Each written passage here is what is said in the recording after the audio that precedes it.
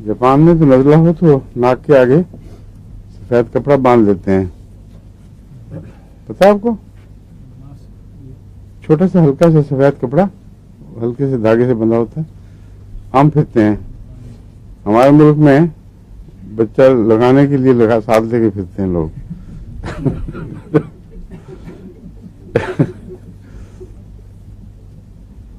यानी वैसे तो मैं मजाक कर रहा हूँ, इसमें सीरियस भी है बात। ये टेंडेंसी है हमारे मुल्क में, बाज बीमारियां जो लगने वाली हैं खुसूसन बच्चों के मामले में औरतें एहतियात नहीं करती।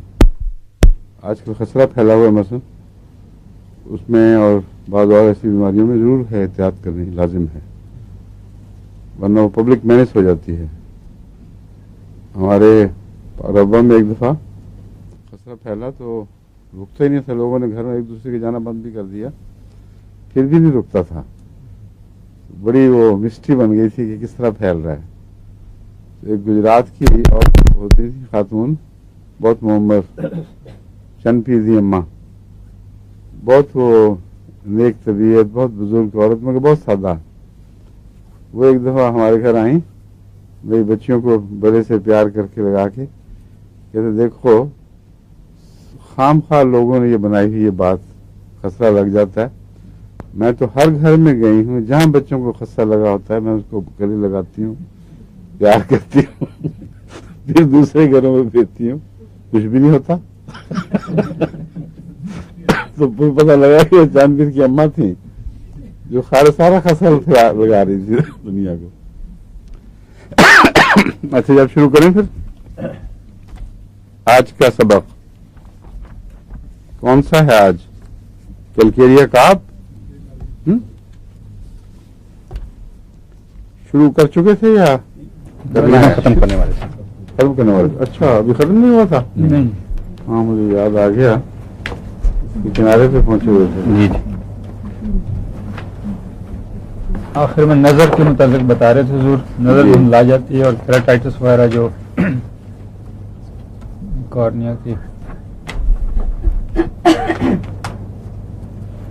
ईयर डिस्चार्ज लास्ट बताया था।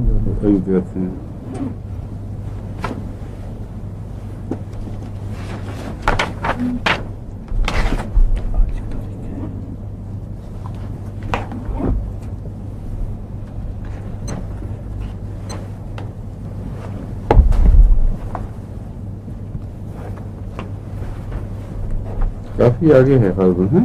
जी जी। हाइड्रोकेफेलस डिस्कस किया था हमने।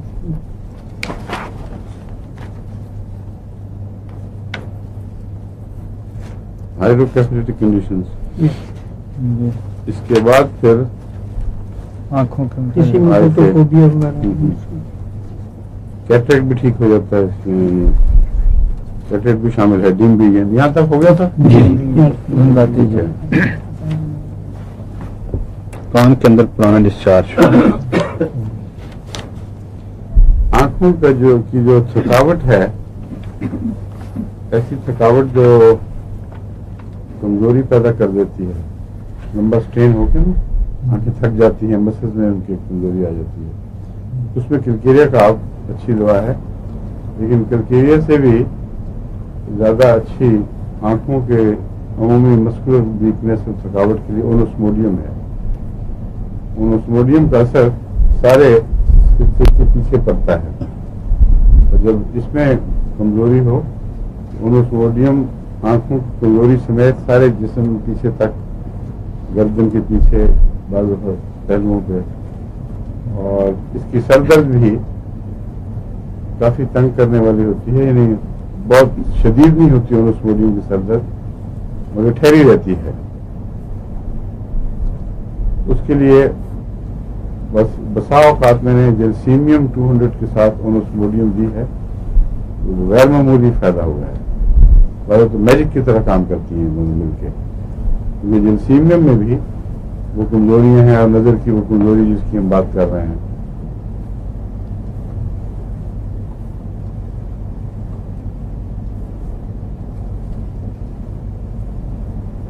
بعض دفعہ تو بعض موسموں کی دردیں ہوتی ہیں ایسی عجیب سی کہ بعض دنوں میں سر درد میں جو اس کے پیچھے کی سر درد یہ ساری علامتیں، تھکا ہوا انسان، آنکھوں میں بوجھ، اس میں جس طرح وبا ہوتی ہے اس طرح یہ دوائیں مل کے اکٹھی کام آتی ہیں.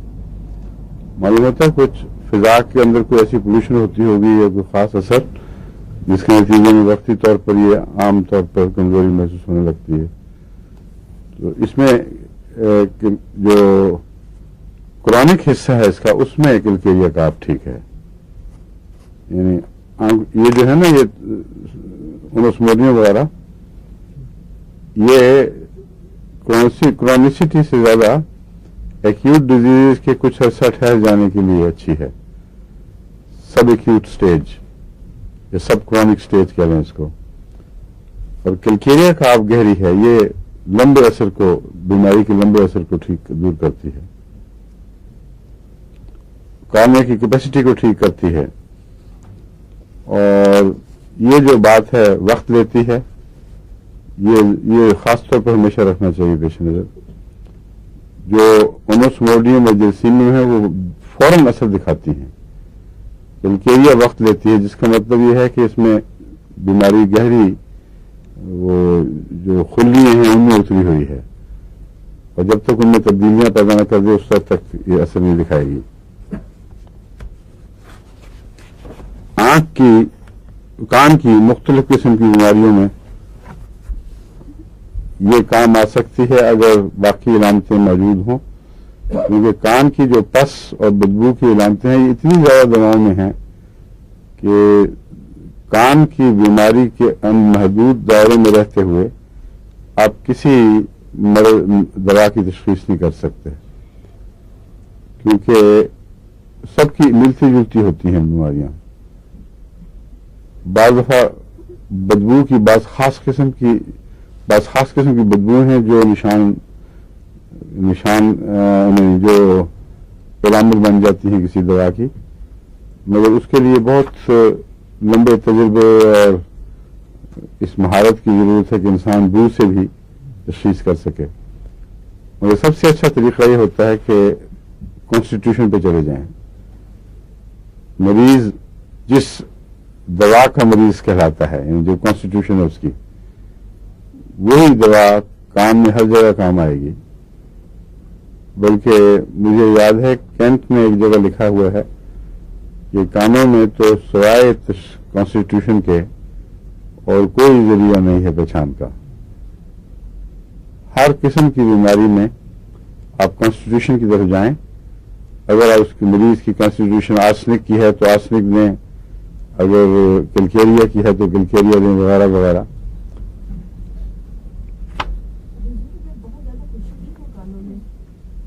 خشکی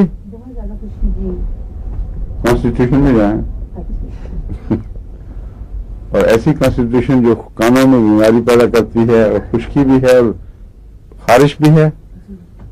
ہاں، اور اگر جسم اس میں ٹھنڈا ہے تو سلائنم کام آئے گی، اور اگر جسم گرمی کی طرف مائل ہے تو سلفر کام آئے گی، اور اگر گرم سرد دونوں ہوں تو پھر کلکیریا سلف اور کاربونیم سلف جیسی دواؤں میں آپ کو تلاش کرنی چاہیے کون سی کام آتی ہے.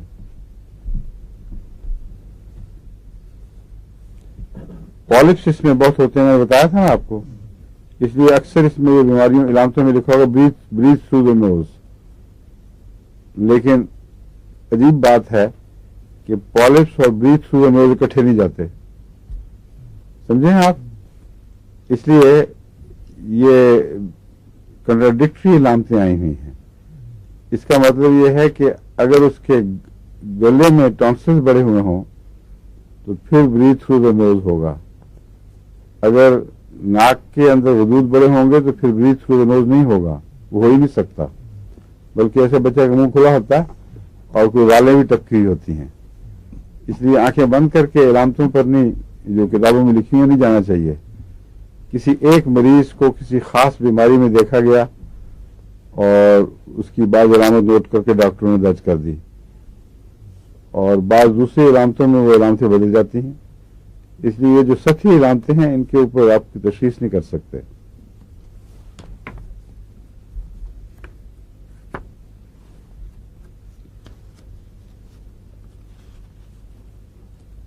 ناک میں بھی پرانی کٹار وغیرہ جو ہے اس میں عام طور پر یہ کام آتا ہے.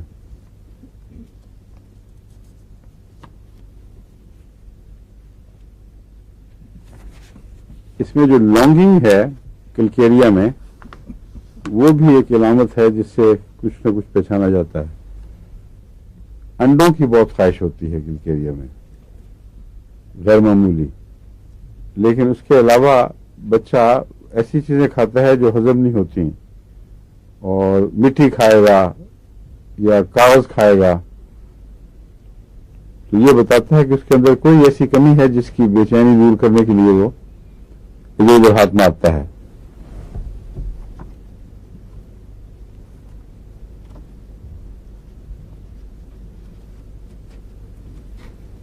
سلفر کی کانسٹیپیشن آپ جانتے ہیں، وہی کانسٹیپیشن اگر سلفر سے ٹھیک نہ ہو تو کرونک کانسٹیپیشن میں کلکیریا بھی ایک بہت اچھی دوا ہے. کرونک کانسٹیپیشن میں میں نے دیکھا ہے سلیشیا اور کلکیریا اور بعض وریٹرم البم یہ بہت مفید ثابت ہوتی ہیں. وریٹرم البم زیادہ تر کھلے اسہال کے لیے کام آتی ہے اور ذہن زیادہ تر اسہال کے ساتھ کی طرف اسہال کے بیماری میں اس کی طرف جائے گا وریٹرم البم کی طرف. لیکن بچوں میں خصوصاً سب سے ضدی قبض میں اول دماغ میں سلیشیا آتی ہے، اور اس سے ٹھیک نہ ہو تو وریٹرم البم بہت اچھا کام دکھاتی ہے. لیکن اگر اس کی کانسٹیٹیوشن کلکیریا کی ہو تو پھر کسی اور چیز دینے کی ضرورت نہیں، سیدھا کلکیریا دیں. تو پہلے اس کو سلفر کچھ دیر دے کے دیکھ لیں. ابتدائی طور پر سلفر فائدہ دے گی، ہو سکتا ہے دے گا نہیں، اور وہ پھر جلدی فائدہ دیتی ہے. پھر کلکیریا شروع کرا دیں.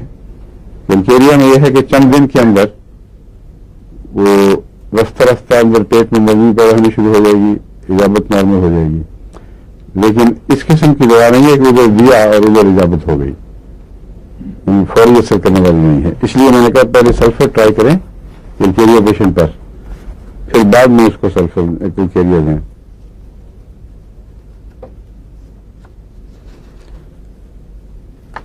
مردوں اور عورتوں دونوں میں جو اندرونی اعضاء ہیں ان پر اس کا وہی اثر ہے جو سارے جسم پر ہے.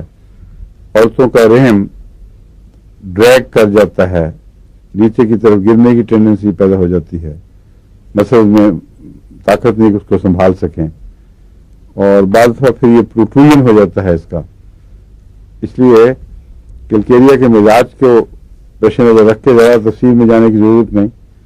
ساری علامتیں اندرونی اعضاء پر بھی اثر انداز ہوتی ہیں، میں بھی دکھائی دیتی ہیں، یعنی کلکیریا کا اثر وہاں پہنچتا ہے. واٹس بھی ملتے ہیں کلکیریا میں.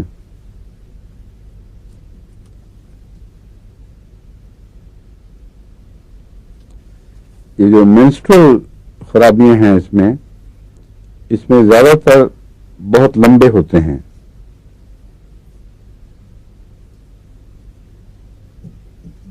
اور جلدی بھی ہوتے ہیں،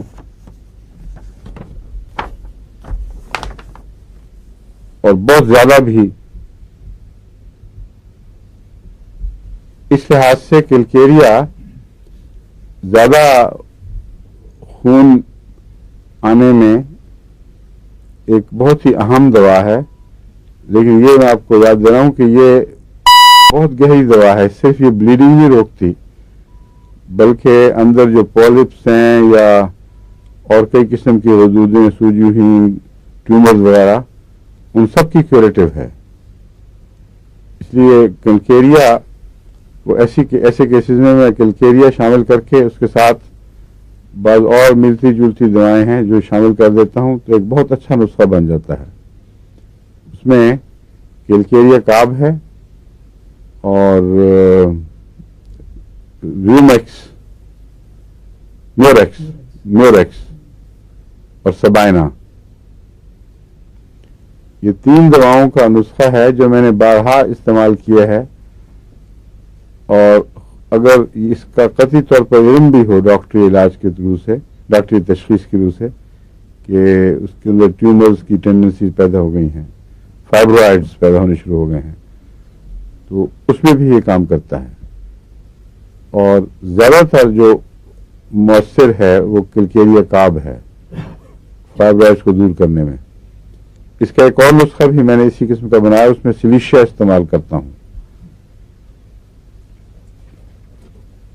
अभी चंद दिन हुए हैं, मुझे अमेरिका से एक फ़ोन आया कि फलां शख्स बहुत बीमार है और किसी तरह ब्लीडिंग रुक नहीं रही और ख़तरा है कि अंदर कुछ और ना हो, डॉक्टर्स ऑपरेशन के लिए भी कह रहे हैं।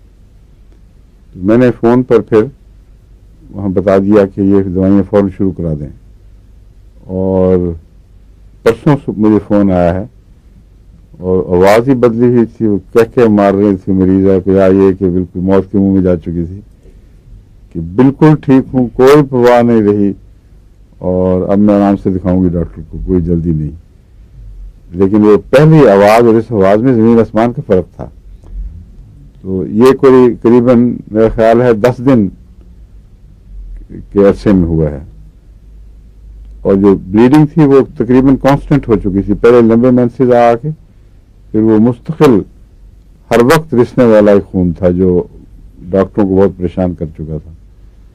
तो मैं इसलिए बता रहा हूँ कि ये दवाएं बहुत गहरा असर रखती हैं और बसा औकात उसके जर्राह के चाकू से बचा लेती हैं और एक इनकलाब पैदा कर देती हैं तबीयत में, एकदम बशाशत होकर इंसान वापस दुनिया में आ जाता है।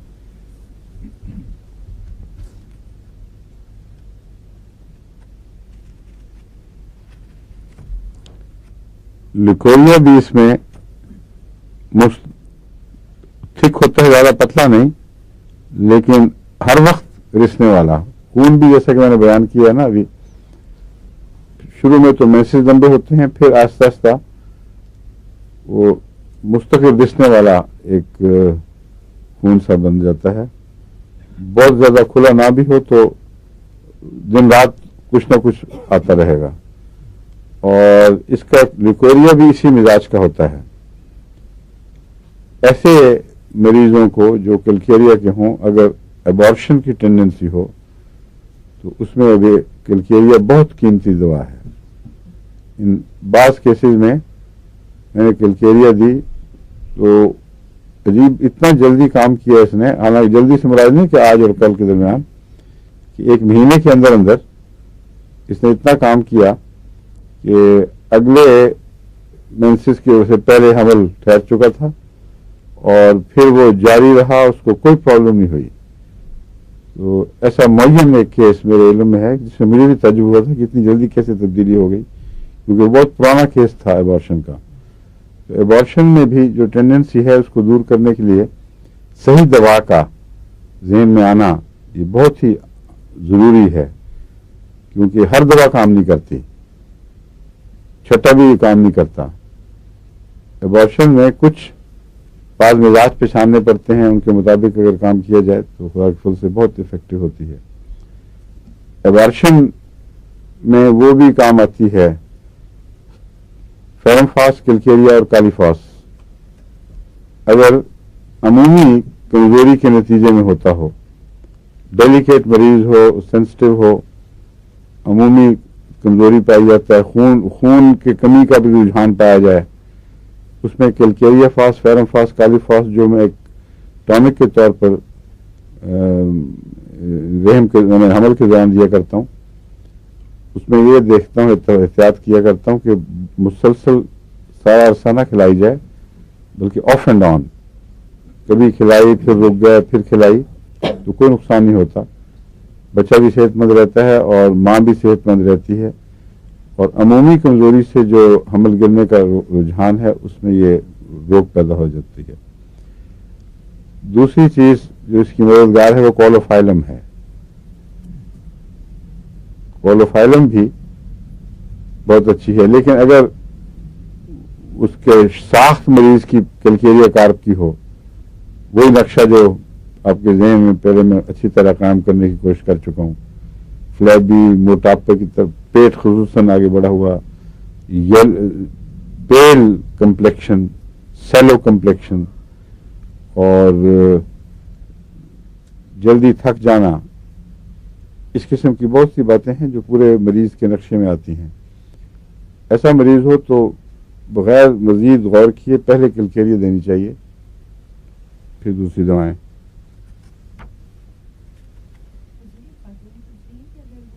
نسخہ جو آپ نے بتایا بلیڈنگ کا، یہ صرف بلیڈنگ کے دوران ہی دینا ہے یا ویسے بھی دے سکتے ہیں؟ بلیڈنگ کے دوران بھی دینا ہے. نہیں اس کے بعد دے سکتے ہیں، وائی ناٹ. بلکہ ضرور رکھنا چاہیے کچھ عرصہ جاری، ورنہ ہو سکتا ہے پوری طرح بیماری کو شفا نہ ہوئی ہو اور جلدی پھر بعد واپس بھی آ جاتی ہے. کیونکہ کلکیریا کی بیماریاں عموماً لمبے عرصے کے زہروں وغیرہ کے جمع ہونے کے نتیجے میں پیدا ہوتی ہیں، جو اعصاب میں تبدیلیاں پیدا کر دیتی ہیں، عضلات میں تبدیلیاں پیدا کر دیتی ہیں. اس لیے اس میں کیور ہونے کے باوجود ضرور بعد میں جاری رکھنا چاہیے.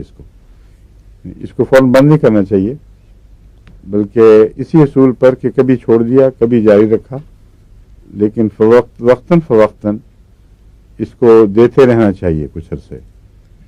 اور اگر کلکیریا کو بیمار کے ٹھیک ہونے کے بعد 6 مہینے بھی دیا جائے تو نقصان کوئی نہیں ہے، مگر اسی اصول پر کہ کبھی چھوڑ دیا کبھی دے دیا، کبھی چھوڑ دیا کبھی دے دیا، پھر وہ اس کو بوسٹ کرتا رہے گا نیک اثر کو.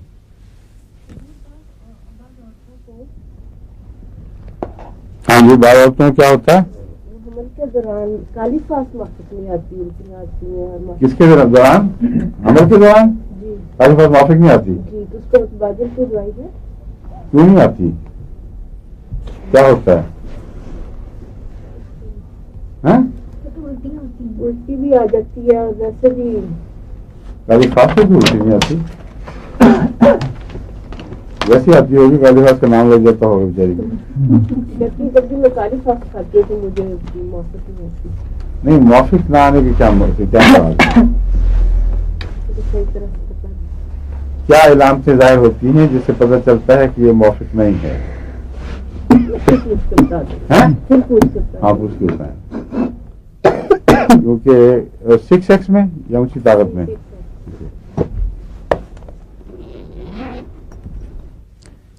کھانسی میں بھی پرولونگ ہونا اور پھر بلڈ کا مکس ہو کے اسپٹنگ آف بلڈ وغیرہ، یہ ساری چیزیں کلکیریا کے اندر داخل ہیں.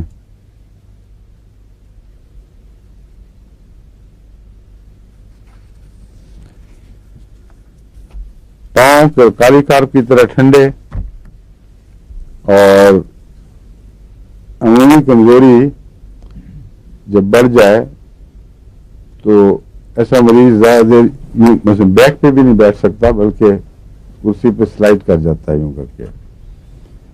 اور کئی دفعہ میں نے دیکھا ہے ملاقاتوں کے درمیان بعض مریض آتے ہیں، یعنی نسبتاً جو 50 سال سے اوپر کے مریض ہیں، وہ دیکھتے دیکھتے پہلے میں یوں دیکھ رہا ہوتا ہے نا ان کو، پھر اور دیکھنے میں دیکھوں تو سر نیچے ہو چکا ہوتا ہے اور آہستہ آہستہ یوں ہوتے ہوتے نیچے ہو جاتے ہیں. تو یہ کلکیریا یاد آتا ہے. اس پر کلکیریا میں یہ بات خاص ہے کہ تھوڑی دیر میں مریض سلائڈ ہونے لگ جاتا ہے. اور بڑی ہوئی بیماریوں میں اگر مریض تکیے سے سلائڈ ہو کر نیچے گرتا رہے بار بار، اس کے لیے کیا دوا ذہن میں آئے گی؟ آپ کو پتہ لگ گیا ہے، لگتا ہے آپ مسکرا رہے ہیں. نو اب میں مسکرا رہا ہوں. Muriatic acid. میوریٹک ایسڈ تو خاص اس بات کا نشان ہے کہ مریض کمزوری سے سلائڈ کر جائے نیچے، لیکن یہاں بیٹھے ہوئے مریض کی بات ہو رہی ہے کلکیریا میں.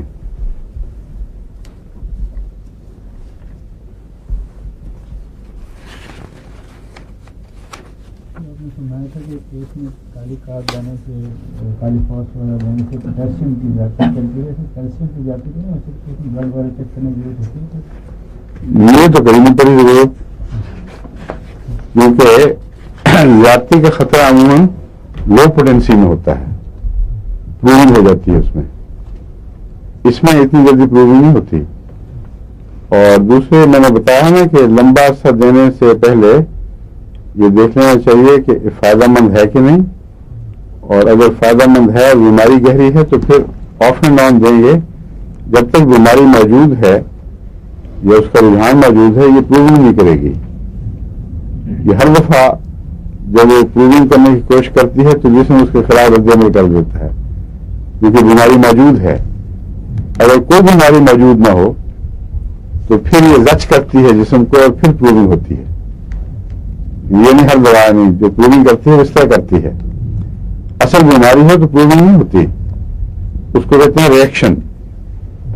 وہ بظاہر لگتا ہے کہ بیماری ایک دم بھڑکی ہے لیکن جسم اس کے نتیجے میں اس کو زیادہ اچھی طرح قابو کرتا ہے اور جاگ اٹھتا ہے اس کے خلاف. یہ پروونگ نہیں ہے، اس لیے کرونک کیسز میں کبھی بھی پروونگ نہیں ہو سکتی، کیونکہ وہ جسم کو جگاتی ہے اور جب جگاتی ہے تو جسم اس کے خلاف رد عمل کرتا ہے. سمجھے؟ یہ بس یہ یاد رکھیں کہ وہ جب جسم میں وہ بیماری موجود نہ ہو اور پھر اس بیماری کو نہ کوئی ایسی دوا دیں جو کوئی بیماری پیدا کر سکتی ہو، وہ جب بیماری پیدا کرے گی خاص ہومیوپیتھک طریق پر دینے کے نتیجے میں وہ پروونگ ہے. اور یہ خطرناک نہیں ہے سوائے اس کے کہ بہت بیوقوفوں کی طرح بہت لمبا عرصہ پروونگ کروائی گئی ہے. جیسا کہ میں نے بتایا تھا بعض دفعہ اس کے نتیجے میں گہری بیماریاں بھی پیدا ہو سکتی ہیں، لیکن جب پروونگ شروع ہو تو اسی وقت اس دوا کو روک لینا چاہیے. بس ایسی صورت میں جہاں آپ مستقل کیلکیریو فاس کالی فاس وغیرہ دیتے ہیں یہ نظر بھی رکھنی چاہیے کہ کہیں پروونگ تو نہیں ہوئی. جس ایم ڈی ڈاکٹر کی میں نے بات بتائی تھی انہوں نے، حالانکہ وہ ہومیوپیتھ نہیں تھے، انہوں نے ایک اور ڈاکٹر کو کالی فاس کھانے کے نتیجے میں بعض علامتوں کو محسوس کیا اور ان کو یہ بھی نہیں پورا پتہ تھا اس وقت کہ کیا کھا رہے ہیں. تو جب وہ چیک اپ کرایا تو خون میں کالی فاس کی مقدار بہت بڑھ چکی تھی. پوٹیشیم جتنا ہونا چاہیے اسے 5 گنا زیادہ تھا، جس کا مطلب یہ ہے وہ مجھے خود بتا رہے تھے کہ اگر تھوڑا سا اور ہوتا تو کسی اچانک فوت ہو سکتا تھا مریض. تو پھر جب انہوں نے معلوم کیا کہ آپ کیا کھا رہے ہیں تو انہوں نے بتایا کالی فاس. انہوں نے کہا یہی آ گئی ہے خون میں دیکھنے اس کو.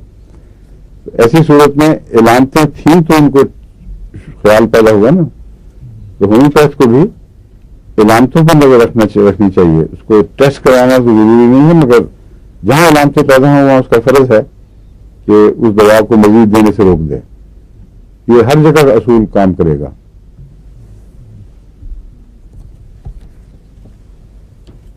اب کارب کے اوپر ہم چل رہے، میں نے بتایا تھا کہ کاربن کے اور کیلکیریا کے مختلف کمپاؤنڈز میں آپ کو سمجھاؤں گا تاکہ یہ ملتے جلتے ہیں بہت سے، لیکن ان میں تفریق کرنے کی اہلیت بھی ضروری ہے.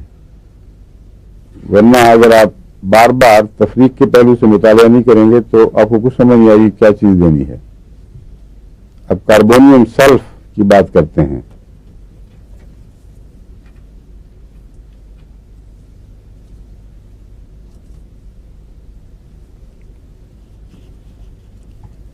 کاربویج میں ہم نے کیا علامت دیکھی تھی ہوا کے تعلق میں؟ نہیں، اندر کی ہوا نے بات کیا ہوا.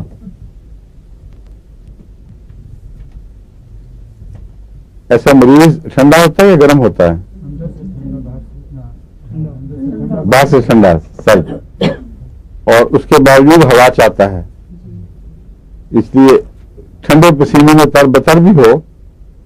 مثلا دمے کا مریض بعض دفعہ ہوتا ہے، کاربویج اکثر بھیگا ہوا مریض ہوتا ہے پسینے سے اور ٹھنڈا پسینہ، لیکن کھڑکی بند برداشت نہیں کر سکتا، فریش ایئر چاہتا ہے کیونکہ اس کے اندر آکسیجن کی کمی ہو رہی ہوتی ہے. آکسیجن کی کمی تو غالباً سب مریضوں کو محسوس ہوتی ہوگی، لیکن کاربن کا مریض اپنی آکسیجن کاربوویج کا آکسیجن کی کمی کو اس طرح ظاہر کرتا ہے کہ اس کو کھلی ہوا چاہیے. یہ جو دوا ہے کاربونیم سلف، یہ بھی کھڑکیاں کھلی رکھوانا چاہتا ہے، حالانکہ سلفر اس میں داخل ہو گئی ہے جو اس کے برعکس ہے، لیکن یہ کھڑکیاں کھلی چاہتا ہے بہرحال. لیکن ہوا برداشت نہیں کر سکتا. اور ایک فرق ہے، ڈرافٹ بالکل برداشت نہیں ہے.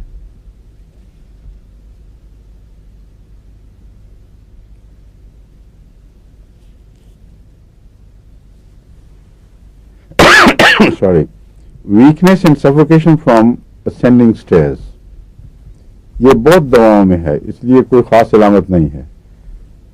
کاربوویج میں بھی ہے اور بہت سی آرسنک، کوکا، کلکیریا کاپ، سب میں یہ علامت پائی جاتی ہے کہ سینیاں چڑھتے وقت خاص طور پر بوجھ پڑتا ہے.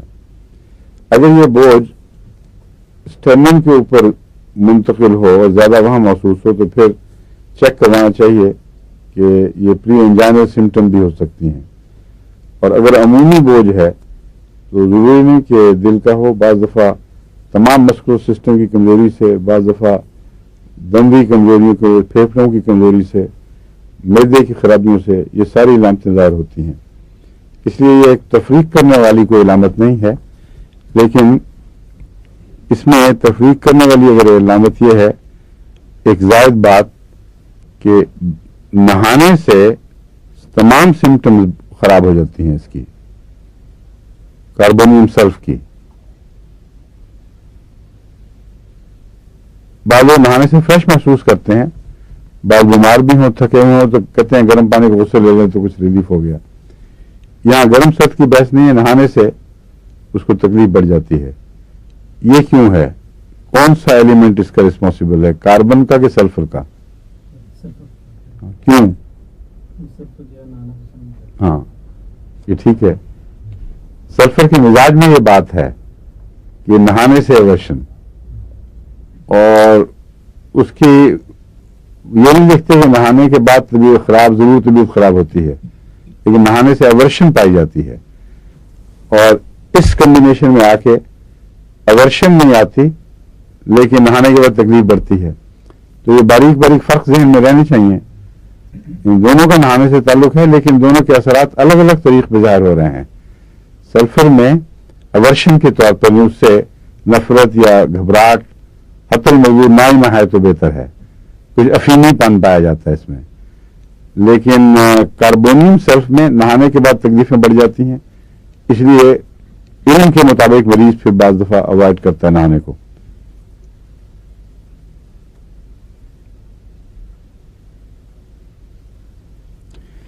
یہ ایک دوا ہے جس کے متعلق کافی ذمہ دار ہومیوپیتھ بھی یہ لکھتے ہیں کہ یہ لیوپس کو کیور کرنے کی طاقت رکھتی ہے، کاربونیم سلف. اس لیے لیوپس میں اس کو ایمری ڈاکٹروں کو خاص طور پر یاد رکھنا چاہیے اور باقاعدہ ان کا ریکارڈ رکھ کے اس کے اگر اچھا کوئی ایسا مریض ہو جس کا واقعہ شفا کا اللہ تعالیٰ کے فضل کے ساتھ نمایاں ہو تو وہ مجھے بھی لکھیں، پھر بتائیں کہ کس طرح دی تھی، کس طاقت میں دی تھی، اس لیوپس کی قسم کیا تھی، اس کی کیا علامتیں تھیں. اس میں پھر ہم دیکھیں گے کہ اس کو کن موقعوں پر لیوپس میں دینا چاہیے. لیکن کہیں میں کسی کتاب میں لیوپس کے حوالے سے اس کی جو تنظیحی علامتیں ہیں، یعنی اس کو الگ کرنے والی، وہ نہیں دیکھی. اور اس میں نے کافی کتابیں دیکھی ہوئی ہیں، فیرنگٹن بھی ہے، ڈیوئی بھی ہے، اور کلکتہ کے ڈاکٹر داس اور موجمدار وغیرہ، اور ایک ہمارے ہندوستان کے پاپولر ہوتے تھے ڈاکٹر کاشی رام جو بہت چلتے ہیں پاکستان میں، ان کے چٹکلوں کے ماہر ہیں، اور وہ ساری دنیا کی کتابوں کا خلاصہ انہوں نے ہر جگہ دے دیا. کافی بڑی کتاب ہے. تو اس طرح اکٹھا کر دیا ہے سارا خلاصہ کہ وہ پھر کنفیوژن پیدا کر دیتا ہے، لیکن کئی چیزیں جو ویسے الگ نہیں ملتی وہاں اکٹھی بھی مل جاتی ہیں، فائدہ بھی ہے نقصان بھی ہے۔ میں ان سب کے حوالے سے کہہ رہا ہوں، لیوپس کے متعلق کوئی ایسا تنزیہی نشان نہیں ملا کہ یہ ہو تو پھر یہ دوا کام آئے گی، لیکن یہ دوا اثر ضرور رکھتی ہے ان تمام ملتی جلتی علامتوں میں جن کا نام لیوپس ہے اور لیوپس کے نتیجے میں پیدا ہوتی ہیں۔ اس پر ذرا زیادہ توجہ سے غور ہونا چاہیے۔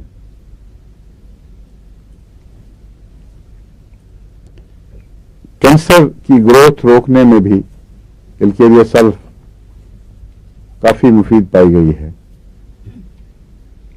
یہ اور کون سی ممد دوائیں ہیں جو کینسر کو روکنے میں اور وقتی طور پر اس بلا کو ٹال کر مزید مریض پر غور کرنے کے لیے فائدہ دے سکتی ہیں؟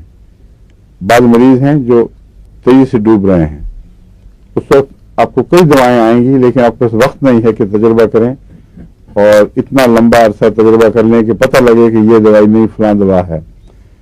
اس وقت بہت پریشانی کی حالت میں ہومیوپیتھ ڈاکٹر سے چھٹا مارتے ہیں، اور کینسر جیسی بیماریوں میں چھٹے کام نہیں کرتے۔ اس میں کوئی ایک دوا کو موقع ملنا چاہیے، وہ پورا اثر دکھائے یا ناکام ہو تو پھر آپ تبدیل کریں۔ تو وقت لینے کی خاطر جو دوائیں مفید ہیں ان میں ایک دوا کیلکیریا سلف ہے، اور کون سی دوائیں ہیں کسی کو یاد ہیں؟ کیوں جی؟ کیا؟ کاربونیم سلف؟ میں کاربونیم سلف کہہ رہا ہوں، کوئی پڑھا رہا ہوں، کیلکیریا نکلے تو لفظ کیلکیریا کینسل کر دیں۔ کاربونیم سلف، کیلکیریا سلف میں بھی یہ بات ہے ویسے، مگر نسبتاً دوسرے درجے پر۔ کاربونیم سلف میں یہ بہت نمایاں ہے۔ اس سے آپ کو اندازہ ہوگا کہ کتنی گہری دوا ہے۔ کاربن اور سلفر دونوں مل کر بہت چھوٹی کی چیز بنتی ہے اور بڑا گہرا اثر رکھتی ہے سارے انسانی نظام پر، لیکن اور جو لیوپس کو کیور کر سکتی ہو، شفا دے، آرام نہیں شفا دے دیتی ہے اللہ کے فضل کے ساتھ، وہ لازماً بہت ہی اہم دوا ہے اور بہت گہرے اثر والی۔ کینسر پر بھی اثر رکھتی ہے، اور ہر قسم کے کینسر کی شفا کے لیے الگ الگ دوائیں چاہیے، لیکن بعض دوائیں ایسی ہیں جو ہر قسم کے کینسر میں اتنا فائدہ دے دیتی ہیں کہ آپ کو لمبا وقت مل جائے، 1-2 سال تک بعض دفعہ وہ کینسر اریسٹ ہو کے وہیں بیٹھا رہتا ہے، اور اس عرصے میں آپ اس کی دوا ڈھونڈ سکتے ہیں۔ تو اس میں ایک کاربونیم سلف ہے اور ایک آرسنک آیوڈائڈ ہے اور ایک گریفائٹس، 3 دوائیں یہ چوٹی کی ہیں۔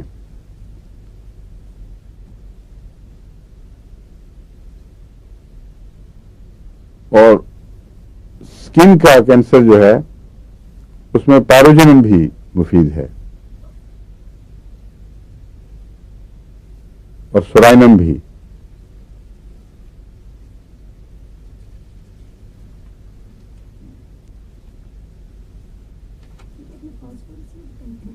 کیا؟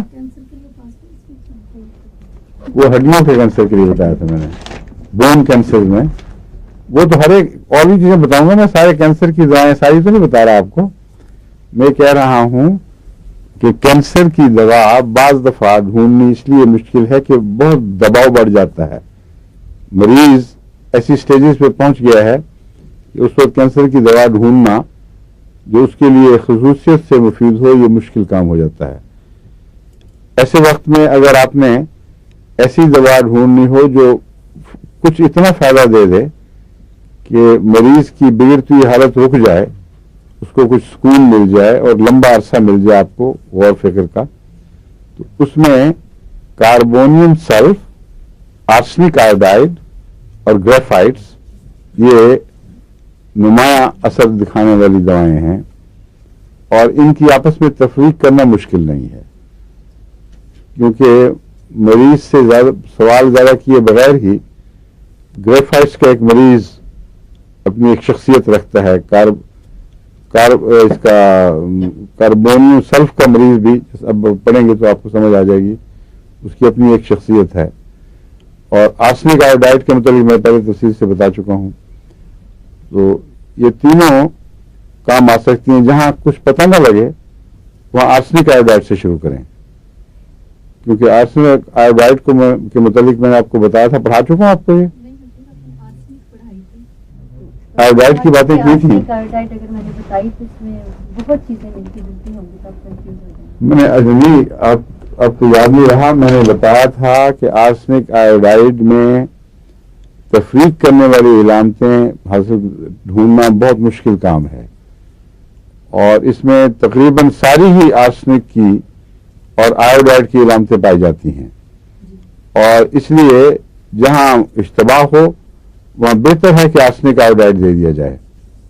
یا میں نے یہ کہا تھا, یا اس سے پہلے یہ کہا تھا کہ پہلے آرسنک کی علامتیں اگر ہیں تو آرسنک سے ٹیکل کریں مریض کو, اگر آیوڈین کی علامتیں ہیں تو آیوڈین سے ٹیکل کریں, اور اگر یہ دونوں فیل ہو جائیں تو پھر آرسنک آیوڈائڈ کام دکھائے گا. یہ اتنا حصہ میں بتا چکا ہوں. تو اگر آپ کو آرسنک کی علامتیں پتہ ہیں تو پھر آرسنک آیوڈائڈ کی بھی اکثر علامتیں پتہ ہیں. اگر آیوڈین کی علامتیں پتہ ہیں تو تب بھی اس کی بہت سی علامتیں پتہ ہیں. لیکن اس کو دوبارہ پھر انشاءاللہ دیکھیں گے, کیونکہ دوا بہت ہی مفید ہے, اور انتڑیوں وغیرہ کے کینسر میں بھی آرسنک آیوڈائڈ یہ ریسٹرکٹیو اثر بہت اچھا دکھاتی ہے. اچھا, اس میں کاربونی سیل کی بات کر رہا تھا. لیوپس یاد رکھنا ڈاکٹر صاحب نے, کیونکہ یہ مشکل چیز ہے اور آپ کے پاس آتے رہتے ہوں گے کیسز. اچھا, اور امریکہ میں زیادہ ہے لیوپس.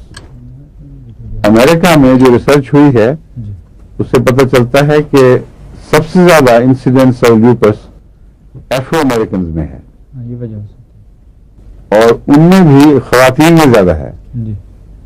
ٹھیک ہے کہ نہیں بات؟ بالکل. ہاں, تو وہاں زیادہ جو ایم ڈی ڈاکٹر سن رہے ہوں گے یہ پروگرام, ان کو وہاں توجہ کر کے تجربہ کرنا چاہیے.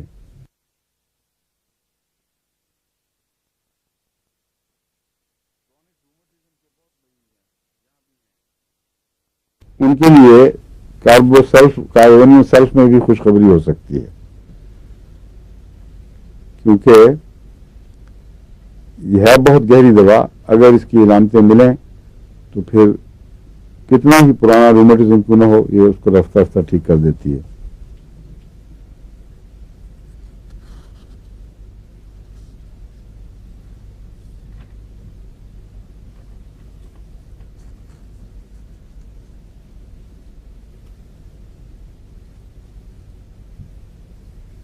سلفر تو ہے بہت گرم دوا, اور کاربن ہے بہت ٹھنڈی دوا ہے.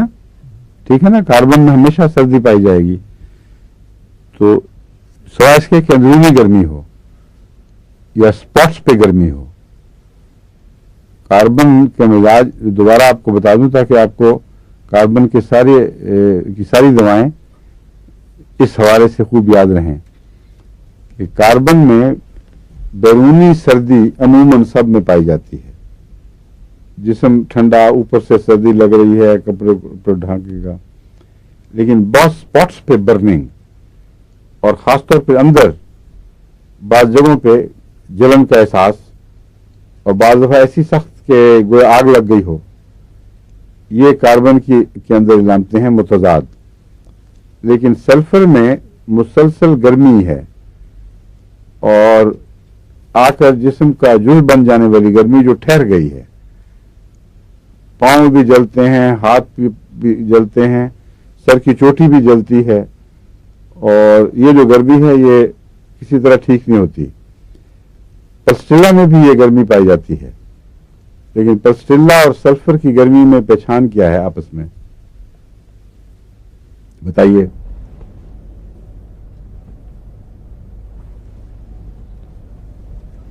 کیوں جی ڈاکٹر صاحبان, بس ایک ڈاکٹر صاحبان سے پوچھوں اب میں.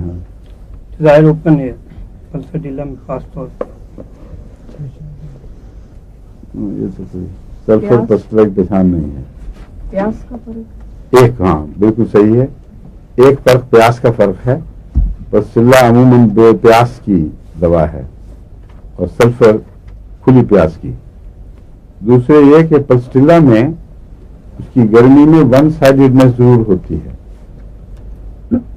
سلفر میں متوازن گرمی ہے جو سر کی چوٹی سے لے کر پاؤں کے تلووں تک سب جگہ نظر آئے گی. جہاں جہاں بھی سلفر اثر دکھاتی ہے وہ اس کی گرمی نمایاں ہو جاتی ہے. اس کی خارش میں بھی ساتھ جلن ہوتی ہے.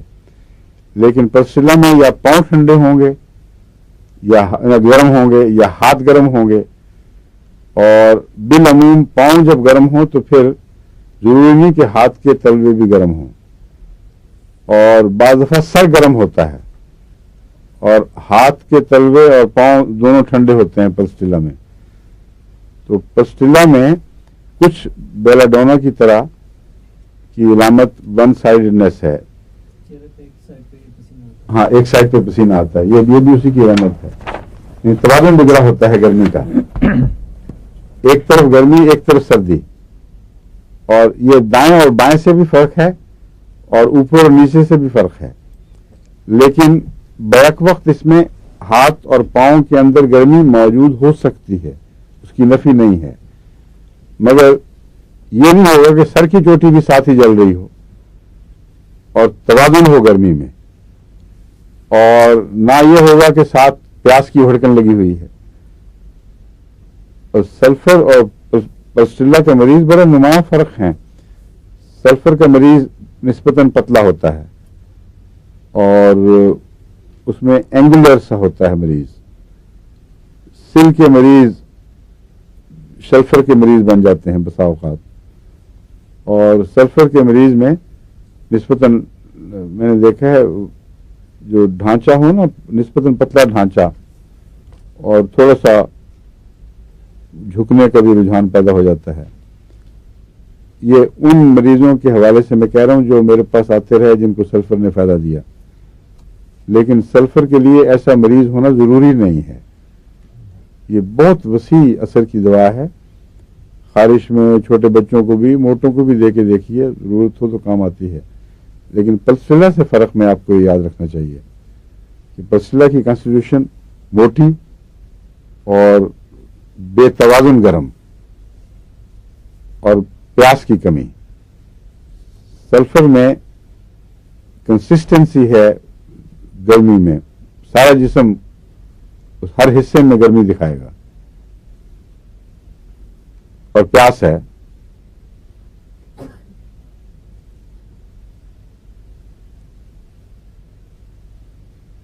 پسٹلہ کی قبض بھی ایک عجیب سی قبض ہے کہ وہ پیسٹی سٹول ہوگا اور قبض ہوگی.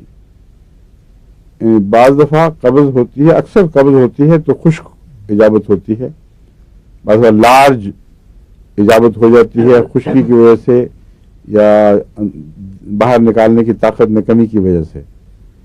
تو جو لارج انٹسٹائن ہے اس میں فضلہ جمع ہو کے وہ کافی پرابلم بن جاتا ہے، مشکل بن جاتا ہے مریضوں کے لیے.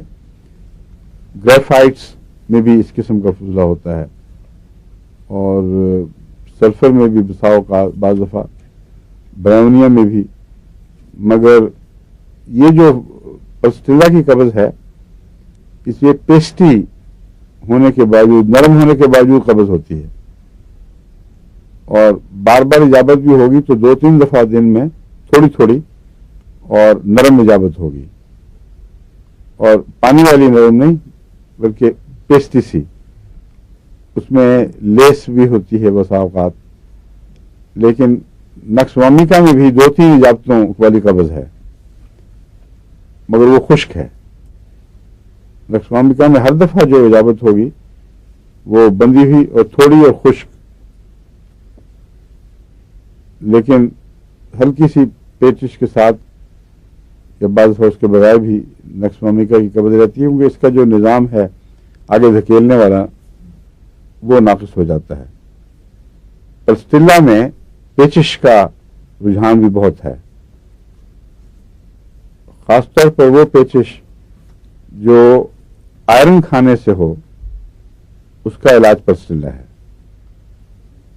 بعض مریضوں کو ڈاکٹر آئرن دیتے ہیں زیادہ تو ان کو انتڑیاں ان کی دکھ جاتی ہیں. اس میں پرسٹیلا سب سے اچھا اینٹیڈوٹ ہے اس کا. لیکن یہ یوں ہی باتیں پرسٹیلا ہی شروع کر دیں. کاربونیم سلف کی بات ہو رہی ہے.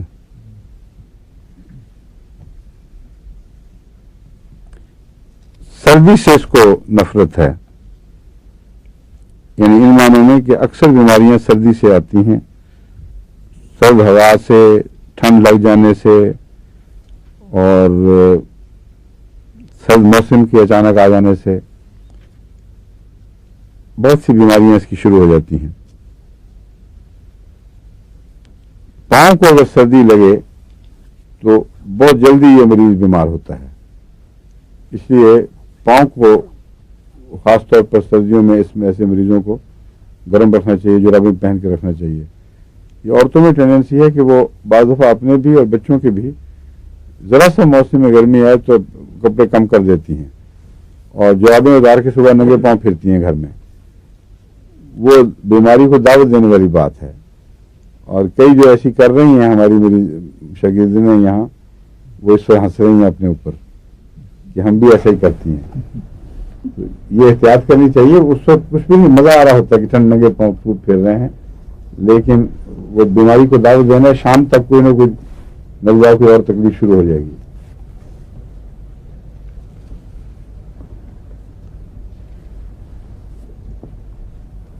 گلینڈز کی انڈیولیشن اس میں بھی بڑی نمایاں ہے. یہ کاربن کی خاصیت ہے جی، گلینڈ انڈیولیشن سلفر کی بھی ہے، کاربن کی بھی ہے.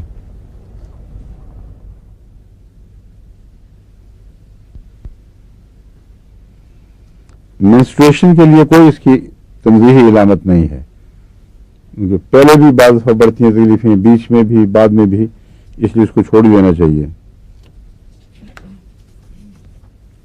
بعض اس کی علامتیں آرنیکا سے ملتی ہیں. جس طرح آرنیکا میں چوٹ کھائی ہوئی دردیں جسم میں محسوس ہوتی ہیں ہر سارے جسم میں، ویسے ہی چوٹ کھائی ہوئی دردیں کاربونیم سلف میں بھی ملتی ہیں.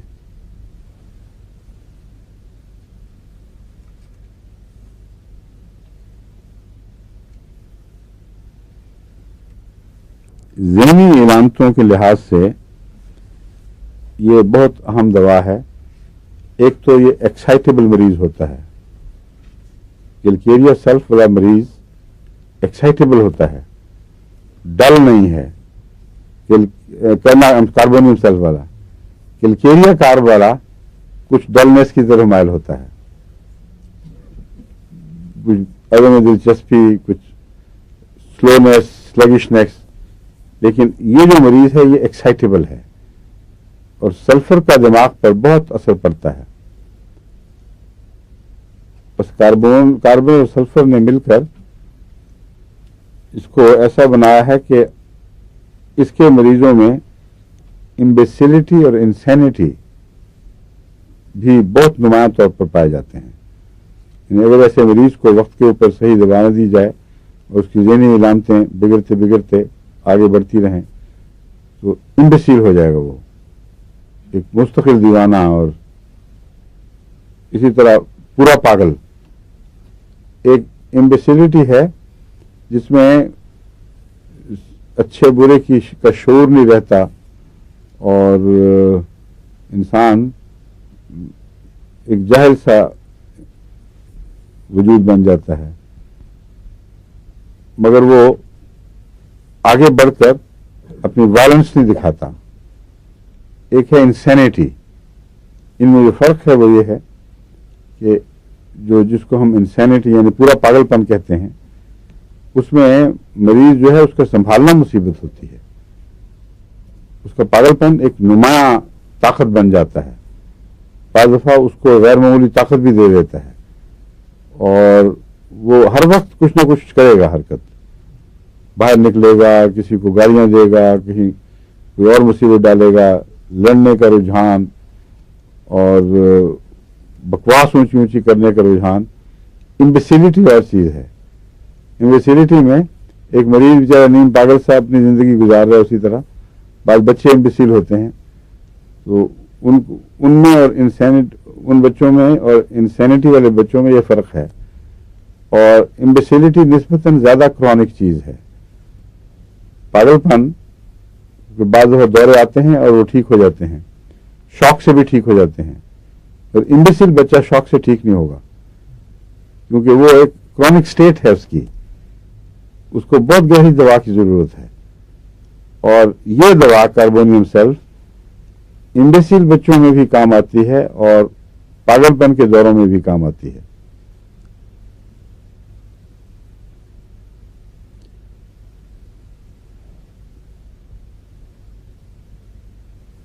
جمپس آؤٹ آف ونڈو مثلاً ایک علامت پائی جاتی ہے, وہ اس میں بھی ہے, بغیر دواؤں میں ہے کہ اپنے کھوٹے کھرے کی تمیز نہ صرف اٹھ جاتی ہے بلکہ ایک رجحان, اپنے آپ کو ہلاکت میں ڈالنے کا رجحان, یہ اس میں بہت ہو جاتا ہے. بعض دوائیں ایسی ہیں جن میں دوسرے کو ہلاک کرنے کا رجحان پیدا ہوتا ہے, اور وہ رجحان جو ہے وہ باقاعدہ خطرہ نہیں بنتا, وہ ایسے مریض کے لیے ایک خوف کے نتیجے میں پیدا ہوتا ہے. مثلا کسی قریبی کو میں قتل کر دوں اور کوئی ذرا سا آئے تو میں اس کو جان سے مار دوں, یا اچانک ایسا عزیز جس کے سے محبت بھی ہو اس کے متعلق یہ خیال آئے کہ میں اسے قتل کر دوں. اس قسم کے جو غیر متوازن خیالات ہیں وہ پاگل پن کے نتیجے میں نہیں بلکہ پاگل پن کی پہلی علامتوں کے طور پر ظاہر ہوتے ہیں. ایسے مریض کو اگر نہ سنبھالا جائے تو ہو سکتا ہے وہ انسین ہو جائے, اور جب انسین ہو جائے یہ مریض تو پھر وہ جو خیالات اٹھتے تھے جن کو وہ دباتا تھا اور جن سے ڈرتا تھا ان خیالات پر عمل بھی شروع کر دیتا ہے, اور ایسے مریض کو پھر زنجیروں سے باندھنا پڑتا ہے. تو بہت سی ایسی علامتیں ہیں جو صحت مند لوگوں میں بھی دکھائی دیتی ہیں. بعض ایسی عجیب سی اس کی اندرونی کیفیات ہیں جو نارمل آدمی میں نہیں ہونی چاہیے. وہ ان سے ڈرتا ہے, خوف کھاتا ہے, ان کو دباتا ہے, اور بعض دفعہ اپنے آپ کو ہلکان کر لیتا ہے کہ یہ میں کیا, میرے دماغ میں کیوں آ رہا ہے. اور اگر وہ اپنے اندر ہی رکھے تو کوئی بعید نہیں کہ وہ دب دب کے پھر آہستہ آہستہ پاگل پن کی طرف آگے بڑھ جائے. اور اگر بتائے تو صرف نفسیاتی علاج نہیں ہے, ہومیوپیتھک میں ایسی دوائیں ہیں جو اس رجحان کو روکتی ہیں.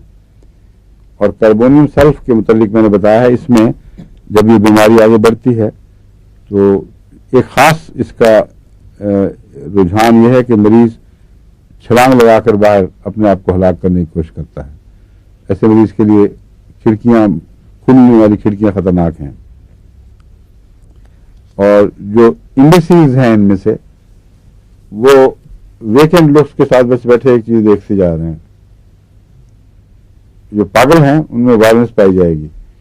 جو امبیسیلز ہیں وہ مثلا ایک کتاب ہے یوں کر کے تو اس کو دیکھی جا رہے ہیں, کسی اور چیز پر نظر ڈالی ہے اس کو دیکھی جا رہے ہیں, کیا سوچ رہے ہیں کچھ نہیں پتا, لیکن غور سے نظر دیکھیں تو سوچ ہے ہی نہیں اصل میں, کسی ایک طرف ٹھہر گئے ہیں.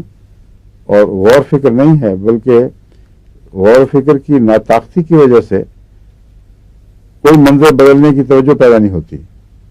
جس منظر پہ نظر ٹھہر گئی پڑی رہے وہاں, اس سے فرق ہی نہیں پڑتا. ڈینڈرف کا لکھا ہوا ہے اس میں, مگر ڈینڈرف تو بہت پائی جاتی ہے. بال جھڑنے کا لکھا ہوا ہے لیکن وہ بھی بہت سی دواؤں میں پایا جاتا ہے. اور آئیلٹس کی بیماریاں, اس میں یہ بہت اچھی چیز ہے.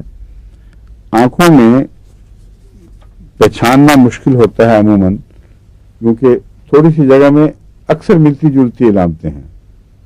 ہر مریض جو آتا ہے اگر اس کو وقتی طور پر نقصان, لیکریمیشن ہوگی, آنکھوں میں سرخی پائی جائے گی, اور آنکھوں کا علاج محض آنکھوں کی علامتوں سے مشکل ہے. اس کا بھی کان والا کیس ہے.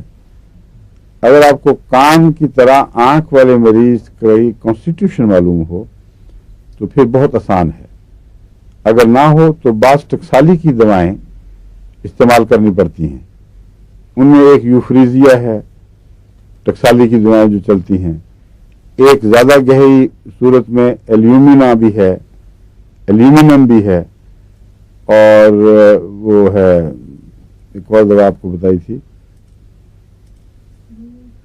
نہیں وہ آنکھ کے لیے نہیں کان کے لیے تھی اب مجھے یاد آ جائے گا ایک یہ بھی ہے کاربونیم سلف سمجھے ہیں وہ جس کو میں نے کہا تھا اس کے آنکھوں کی بواسیر کہہ دیتے ہیں لوگ اس کو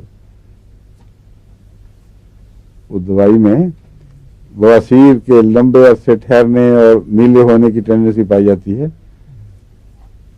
ذہن سے اس کو نام اتر گیا اس کا آ جائے گا تھوڑی دیر اگلی کل کی میٹنگ میں یاد آ جائے گا ٹھیک ہے اب مجھے جو سواد صاحب بتا رہے ہیں کہ ہمارا وقت ختم ہو گیا ہے نہیں ٹھیک ہے اچھا السلام علیکم خدا حافظ